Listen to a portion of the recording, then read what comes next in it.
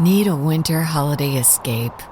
Forget your cares in Fiji. White sand beaches and scuba diving are calling. Your tropical paradise getaway is just one nonstop Fiji Airways flight away. With round-trip fares starting at $899 from LAX or SFO. Or check out great fares to Australia and New Zealand with seamless connections via Fiji.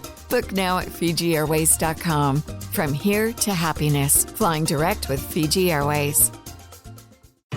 Breast milk science. It's a thing. And it's our thing. We're ByHeart. We're an infant formula company on a mission to get a lot closer to the most superfood on the planet, breast milk. Our patented protein blend has more of the important and most abundant proteins found in breast milk. We're the first and only U.S.-made formula to use organic, grass-fed whole milk, not skim. We make our formula in our own factories in Iowa, Oregon, and Pennsylvania, using a small batch manufacturing process that works to preserve the integrity of our ingredients. We ran the largest clinical trial by a new infant formula company in 25 years and clinically proved benefits like easier digestion, less gas, and softer poops versus a leading infant formula. We were the first infant formula company to earn the Clean Label Project Purity Award. And while we've put a lot into ByHeart, there's a long list of things you won't see on our ingredient list, like no corn syrup, no maltodextrin, no GMO ingredients, no soy, no palm oil. ByHeart, a better formula for formula. Learn more at byheart.com.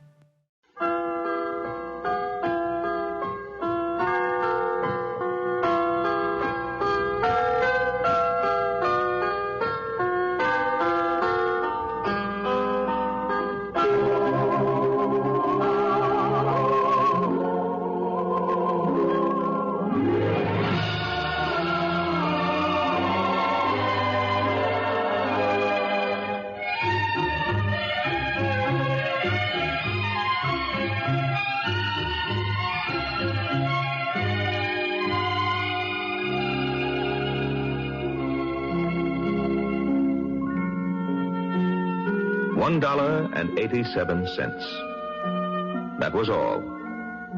And 60 cents of it was in pennies. Pennies saved 1 and 2 at a time by bulldozing the grocer and the vegetable man and the butcher until one's cheeks burned with the silent imputation of parsimony that such close dealing implied. 3 times, Della counted it. $1.87. And the next day would be Christmas. There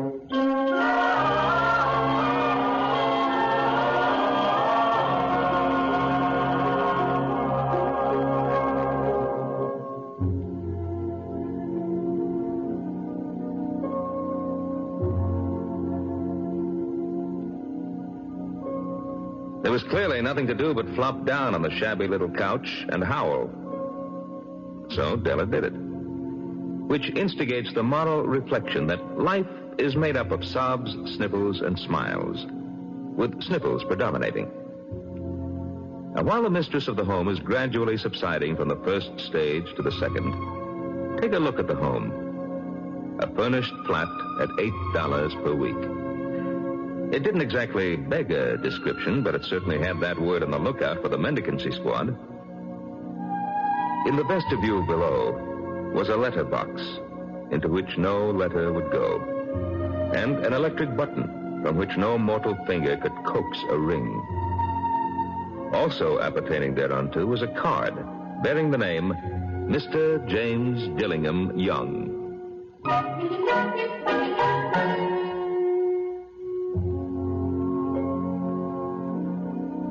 The Dillingham had been flung to the breeze during a former period of prosperity when its possessor was being paid $30 per week.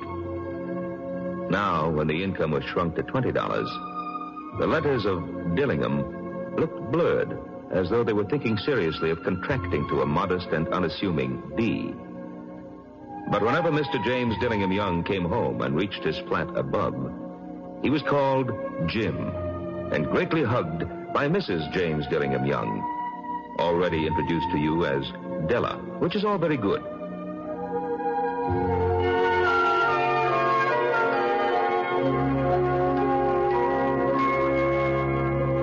Della finished her cry and attended to her cheeks with a powder rag.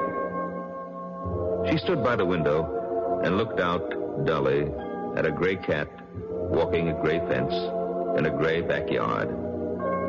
Tomorrow would be Christmas Day, and she had only $1.87 with which to buy Jim a present. She'd been saving every penny she could for months with this result. $20 a week doesn't go far. Expenses have been greater than she had calculated. They always are. Only $1.87 to buy a present for Jim. Her Jim. Oh, many a happy hour she had spent planning for something nice for him. Something fine and rare and sterling. Something just a little bit near to being worthy of the honor of being owned by Jim. There was a pier glass between the windows of the room. Now, perhaps you have seen a pier glass in an $8 flat. A very thin and very agile person may, by observing his reflection in a rapid sequence of longitudinal strips, obtain a fairly accurate conception of his looks. Della, being slender, had mastered the art. Suddenly, she whirled from the window and stood before the glass.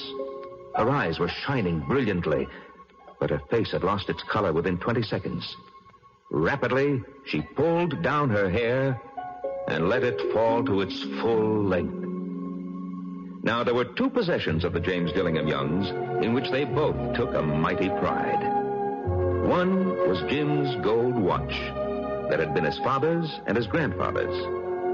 The other was Della's hair. Had the Queen of Sheba lived in the flat across the air shaft, Della would have let her hair hang out the window someday to dry, just to depreciate Her Majesty's jewels and gifts. Had King Solomon been the janitor, with all his treasures piled up in the basement, Jim would have pulled out his watch every time he passed, just to see him pluck at his beard from envy.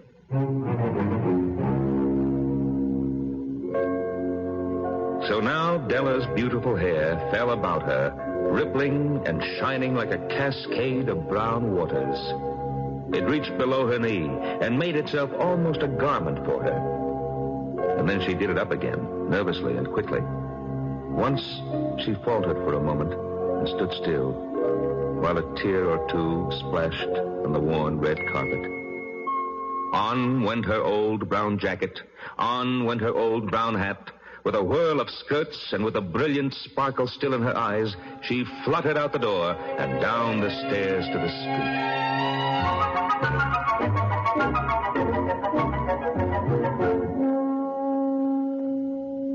Where she stopped, the sign read, Madame Sofrone, hair goods of all kinds. One flight up Della ran and collected herself, panting. Madame, large, too white, chilly, hardly looked the Sofrone. Will you buy my hair? Asked Della. I buy hair, said Madame. Take your hand off and let's have a sight of the looks of it. Down rippled the brown cascade. $20, said Madame, lifting the mass with a practiced hand. Give it to me quick, said Della. Oh, and the next 2 hours tripped by on rosy wings. Forget the hashed metaphor. She was ransacking the stores for Jim's present.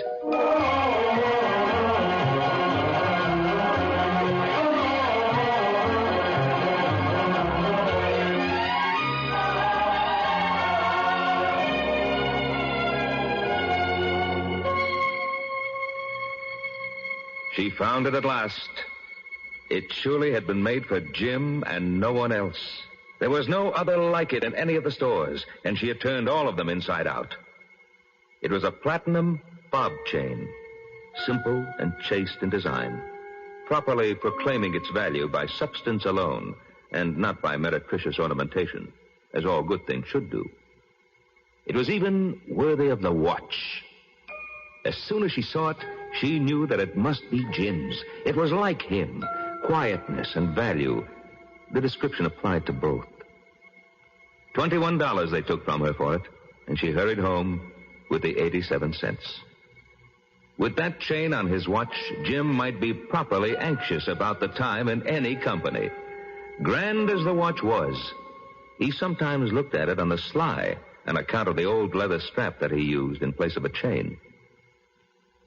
When Della reached home, her intoxication gave way a little to prudence and reason.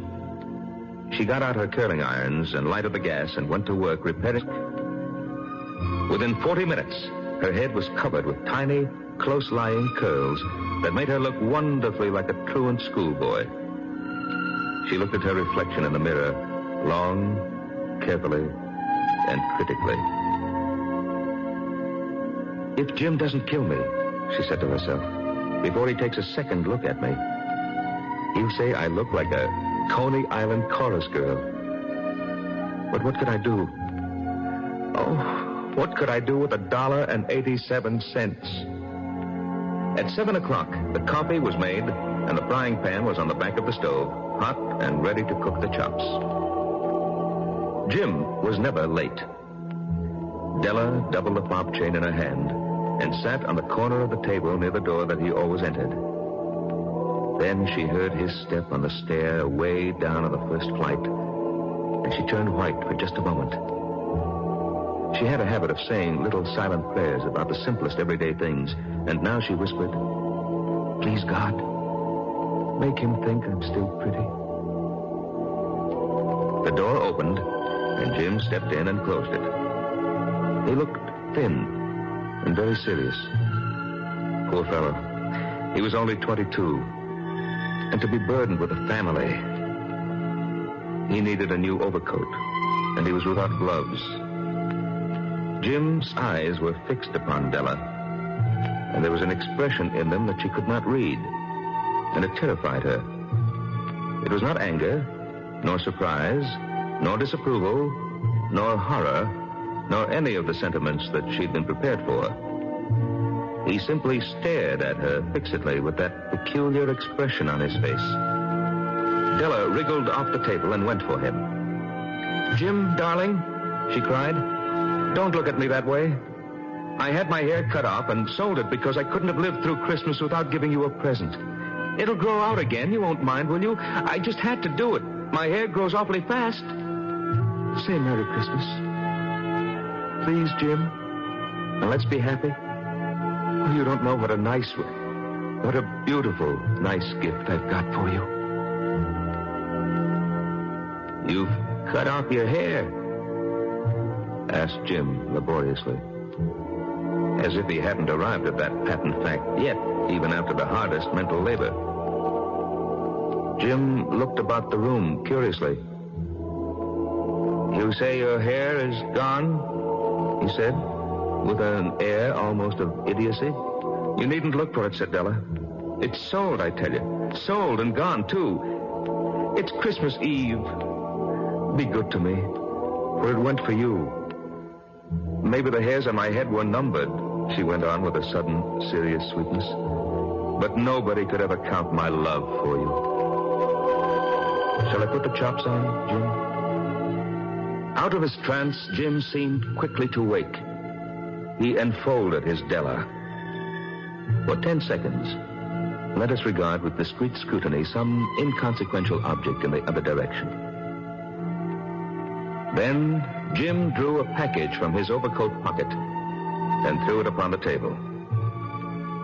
"Don't make any mistake about me," he said. "I don't think there's anything in the way of a haircut or a shave or a shampoo that could make me like my girl any less.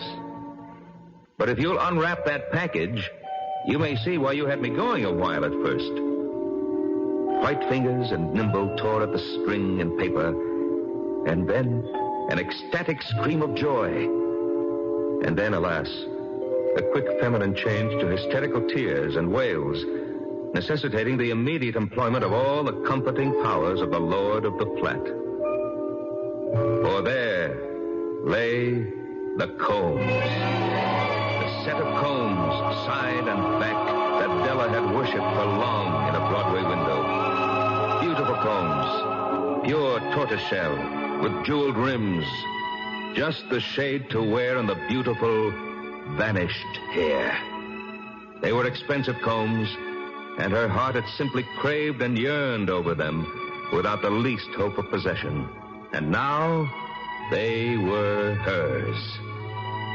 But the tresses that should have adorned the coveted adornments were gone. But she hugged them to her bosom And at length she was able to look up with dim eyes and a smile and say, "My hair grows so fast, Jim." And then Della leaped up like a little singed cat and cried, "Oh, oh!" Jim had not yet seen his beautiful present. She held it out to him eagerly upon her open palm. The dull, precious metal seemed to flash with the reflection of her bright and ardent spirit. "Oh, Jim, isn't it a dandy? I hunted all over town to find it. You'll have to look at the time 100 times a day now. Give me a watch. I want to see how it looks on it." Instead of obeying, Jim tumbled down on the couch and put his hands under the back of his head and smiled. "Dell," said he, "let's put our Christmas presents away and keep them a while. They're too nice to use just at present. I sold the watch to get the money to buy your combs. And now suppose you put the chops on." The Magi, as you know, were wise men, wonderfully wise men, who brought gifts to the babe in the manger. They invented the art of giving Christmas presents. Being wise, their gifts were no doubt wise ones, possibly bearing the privilege of exchange in case of duplication. And here I have lamely related to you the uneventful chronicle of two foolish children who most unwisely sacrificed for each other the greatest treasures of their house. But in a last word to the wise of these days, let it be said that of all who give gifts, these two were the wisest. Of all who give and receive gifts such as they are wisest. Everywhere they are wisest. They are the Magi.